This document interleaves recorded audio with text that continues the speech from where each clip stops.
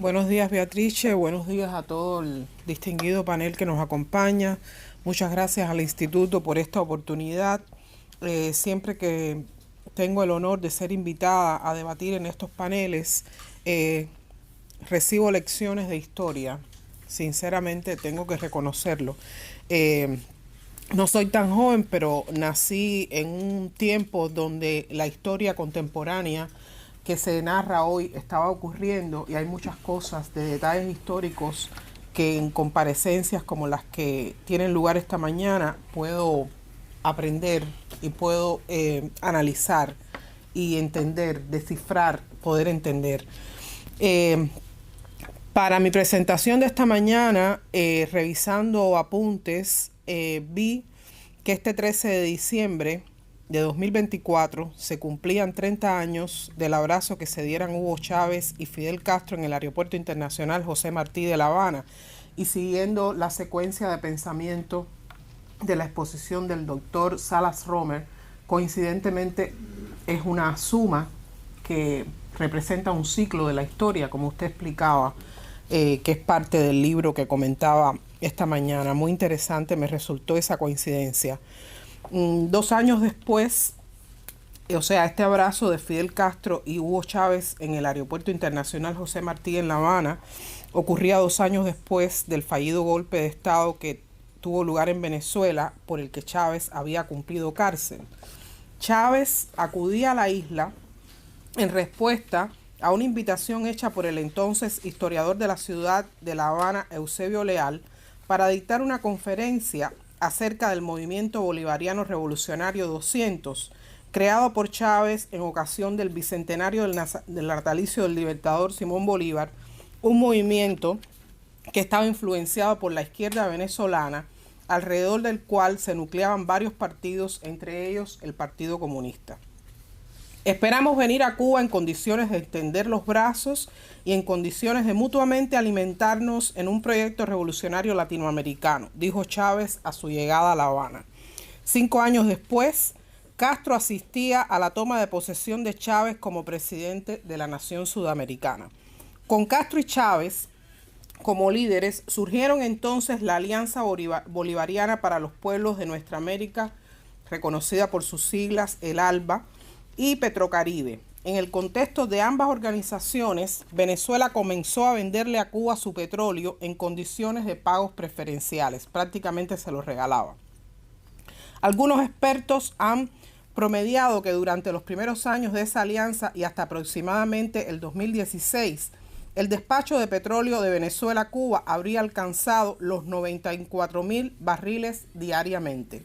En estos momentos, según reportes de prensa que citan a expertos, aunque el volumen del envío diario del crudo ha bajado, la deuda de Cuba con Venezuela por ese concepto superaría más de 21.000 millones de dólares.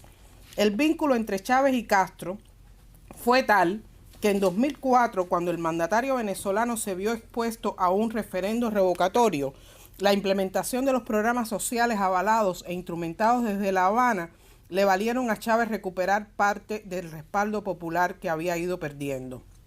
Sin embargo, es oportuno resaltar que estos programas sociales diseñados y ayudados a implementar por Cuba siempre tuvieron como propósito estratégico la diseminación de agentes de influencia y funcionarios cubanos, tanto en cuerpos militares como en los sectores educativos, de la salud, la economía y otras muchas esferas de interés en la nación sudamericana. Por eso hoy, un cuarto de siglo después de que ese nivel de ocupación de Cuba en Venezuela ha minado todas las estructuras, podemos decir que constituye un error estratégico y una falta de visión política por parte de quienes se interesan en la realidad venezolana, dejar de señalar dónde está el verdadero origen del desastre que padece ese país y hacia dónde hay que apuntar, tanto para condenar como para exigir o concebir medidas y hasta para solidarizarse desde una posición responsable con Venezuela.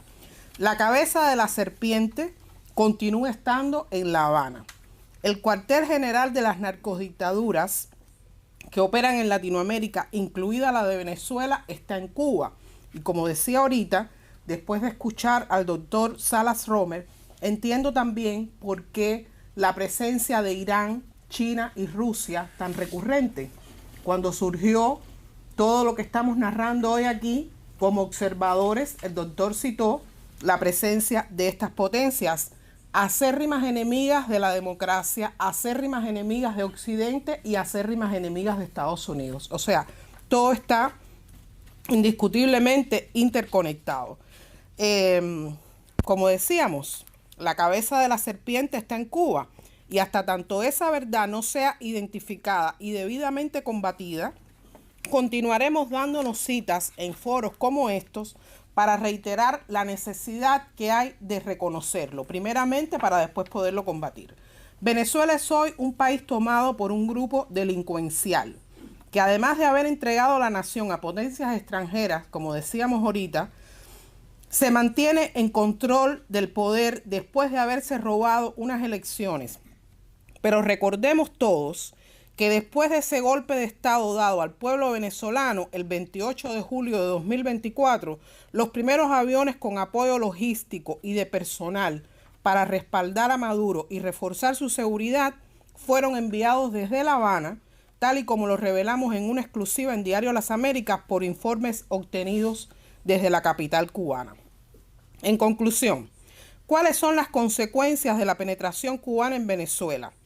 Pues un maridaje en el que Cuba diseña y ordena la estrategia y Venezuela pone el recurso para mantener y esparcir en el continente el sistema de las narcodictaduras. En el continente, las narcodictaduras, y a nivel global, la complicidad con estas grandes potencias que al fin son los enemigos que todos podemos identificar. Muchas gracias.